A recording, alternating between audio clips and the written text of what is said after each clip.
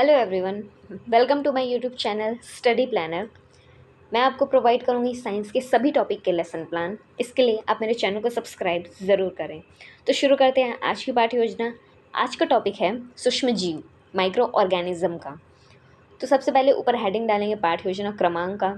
बाईं तरफ हम देंगे शाला का नाम, कक्षा, विषय, प्रकरण और दाईं तरफ हम देंगे दिन, दिनांक, कालखंड और समय का। तो पहला आता है सामान्य उद्देश्य। चूँकि हमारा विषय विज्ञान है, तो विज्ञान विषय के लिए हमारा सामान्य उद्देश्य क्या होना चाहिए? छात्रों में वैज्ञानिक दृष्टिकोण का विकास करना, छात्रों में विज्ञान के प्रति रुचि उत्पन्न करना, छात्रों में प्रयोगात्मक व निरीक्षण शक्ति का विकास करना, छात्रों में वैज्ञानिक अनुशासन का विकास करना और छात्रों में विज्ञान संबंधी अंधविश्वासों को दूर करना। अगला आता है विशिष्ट उद्देश्य का। विशिष्ट उद्देश्य में हम लिखेंगे कि छात्रों को सूक्ष्म जीव के बारे में जानकारी प्रदान करना। अगला आता है सहायक शिक्षण सामग्री का। इसे दो पार्ट में बांटते हैं। पहला है परंपरागत शिक्षण सामग्री, जिसका उपयोग हम जनरली क्लासरूम में करते हैं। तो इसमें आएगा चौक, डस्टर, श्यामपट्ट और संकेतक। और दूसरा जो है वो है नवीन शिक्षण सामग्री का। नवीन शिक्षण सामग्री हमारे टॉपिक से रिलेटेड रहेगा। हम अपने टॉपिक से रिलेटेड कौन सी नवीन शिक्षण सामग्री लेकर जा रहे हैं, इसे हम यहाँ पर लिखेंगे।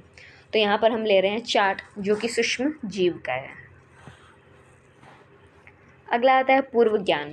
पूर्व ज्ञान में हम लिखेंगे छात्र सूक्ष्म जीवों के बारे में सामान्य जानकारी रखते हैं। फिर अगला आता है प्रस्तावना। प्रस्तावना में हम बच्चों से प्रश्न करते हैं जो उनके पूर्व ज्ञान से संबंधित रहता है, और उनके पूर्व ज्ञान को लेते हुए हम उन्हें अपने मेन टॉपिक तक लेकर आते हैं। तो प्रस्तावना को हम 3 पार्ट में बांटेंगे: क्रमांक, छात्र अध्यापिका कार्य और छात्र कार्य। तो पहला प्रश्न हम बच्चों से करेंगे, बच्चों दूध से हम क्या क्या बना सकते हैं? बच्चे बताएंगे दही, पनीर, मिठाइयाँ। दूसरा प्रश्न हम करेंगे दही में क्या पाए जाते हैं? बच्चे बताएंगे बैक्टीरिया। तीसरा प्रश्न हम करेंगे बैक्टीरिया क्या है? बच्चे बताएंगे बैक्टीरिया सूक्ष्म जीव हैं। चौथा प्रश्न हम करेंगे सूक्ष्म जीव के बारे में बताइए। तो बच्चे बताएंगे, ये बच्चों के लिए समस्यात्मक प्रश्न रहेगा और यहीं से शुरू होगा हमारा उद्देश्य कथन। तो उद्देश्य कथन में हम लिखेंगे, बच्चों आज हम सूक्ष्म जीव के बारे में विस्तार से अध्ययन करेंगे। फिर आता है शिक्षण विधि का। शिक्षण विधि क्या होता है? पाठ प्रस्तुतिकरण का तरीका। तो इसमें हम लिखेंगे व्याख्या सह प्रदर्शन विधि। और अगला आता है शिक्षण प्रविधि का। शिक्षण प्रविधि क्या होता है? पाठ प्रस्तुतिकरण के तरीकों को इंटरेस्टिंग बनाने के लिए हम जिन प्रविधियों का उपयोग करते हैं वो होता है शिक्षण प्रविधि। तो इसमें हम लेंगे प्रश्नोत्तर प्रविधि और उदाहरण प्रविधि। अगला आता है शिक्षण सूत्र का।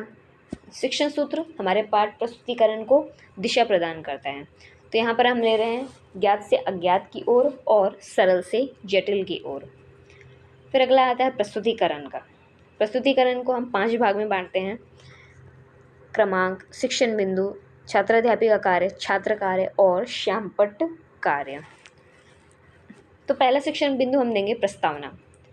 छात्राध्यापिका कार्य में हम सूक्ष्म जीव के बारे में पूरा बताएंगे, उनका इंट्रो देंगे। तो छात्राध्यापिका कार्य में हम लिखेंगे पृथ्वी पर बहुत से जीव पाए जाते हैं, जैसे मनुष्य, शेर, छिपकली, मछली आदि। इन सभी को हम अपनी आंखों से देख सकते हैं, लेकिन इनके अलावा और भी जीव पाए जाते हैं जिन्हें हम अपनी खुली आंखों से नहीं देख सकते हैं। इन्हें सूक्ष्म जीव कहते हैं। कुछ सूक्ष्म जीव लाभदायक होते हैं तो कुछ मनुष्यों में रोग पैदा करते हैं। छात्र कार्य में हम लिखेंगे कि छात्र ध्यानपूर्वक सुनेंगे, और श्यामपट्ट कार्य में हम अपने टॉपिक का हेडिंग डाल देंगे जो कि सूक्ष्म जीव है। फिर अगला शिक्षण बिंदु आता है प्रमुख सूक्ष्म जीव का। छात्र अध्यापिका कार्य में हम जो कुछ प्रमुख सूक्ष्म जीव हैं उनके नाम बताएंगे, जैसे जीवाणु, विषाणु, कवक और प्रोटोजोआ। अगला आता है विकासात्मक प्रश्न। अब जो हमने ओवर पढ़ाया है उससे संबंधित एक बच्चों से हम प्रश्न करेंगे, जैसे सूक्ष्म जीव के नाम बताइए। तो बच्चे बताएंगे जीवाणु, विषाणु और कवक। फिर अगला शिक्षण बिंदु आता है जीवाणु। छात्र अध्यापिका कार्य में हम जीवाणु के बारे में बताएंगे कि जीवाणु की खोज 1675 में एंटोनी ल्यूवेनहॉक ने की थी। जीवाणु हर जगह पाए जाते हैं, ये गोल, छड़नुमा व स्पाइरल होते हैं। श्यामपट्ट कार्य में हम जीवाणु का हेडिंग डाल देंगे। फिर उसके बाद हम जीवाणु के अनुप्रयोग को बताएंगे। उपयोग पहला है दही बनाने में, तो लैक्टोबैसिलस जीवाणु की प्रजातियाँ दूध में उपस्थित लैक्टोज शर्करा को दही में बदल देती हैं। और दूसरा अनुप्रयोग है नाइट्रोजन स्थिरीकरण का। जो एजेटोबैक्टर जीवाणु पाए जाते हैं लेगुमिनेसी कुल की पौधों में, वो पौधों में नाइट्रोजन फिक्सेशन का काम करते हैं। फिर इसके बाद छात्र कार्य में हम लिखेंगे, छात्र ध्यानपूर्वक सुनेंगे व महत्वपूर्ण बिंदुओं को नोट करेंगे। फिर अगला शिक्षण बिंदु आता है विषाणु का। छात्र अध्यापिका कार्य में हम विषाणु के बारे में बताएंगे कि ये सूक्ष्म जीवों की तुलना में बहुत छोटे होते हैं। इन्हें केवल इलेक्ट्रॉन माइक्रोस्कोप द्वारा ही देखा जा सकता है। कुछ बीमारियां जैसे फ्लू, रेबीज, पोलियो, एड्स आदि ये सभी विषाणु के कारण होती हैं। आगे हम बताएंगे विषाणुओं के अनुप्रयोग। तो पहला है जैविक नियंत्रण में। जीवाणुभोजी विषाणुओं के द्वारा हानिकारक जीवाणुओं या प्रदूषणकारियों का जैव नियंत्रण किया जा सकता है। छात्र कार्य में हम लिखेंगे, छात्र ध्यानपूर्वक सुनेंगे व महत्वपूर्ण बिंदुओं को नोट करेंगे। विषाणुओं का जो दूसरा अनुप्रयोग है वो है अनुसंधान में। तो अनुसंधान कार्य में विषाणुओं का प्रयोग वेक्टर के रूप में किया जाता है। अगला शिक्षण बिंदु हम डालेंगे कवक का। छात्र अध्यापिका कार्य में हम कवक के बारे में बताएंगे कि कवक सरल संरचना वाले जीव होते हैं जिनका शरीर शाखित तंतुओं का बना होता है। इन तंतुओं को कवक तंतु कहते हैं।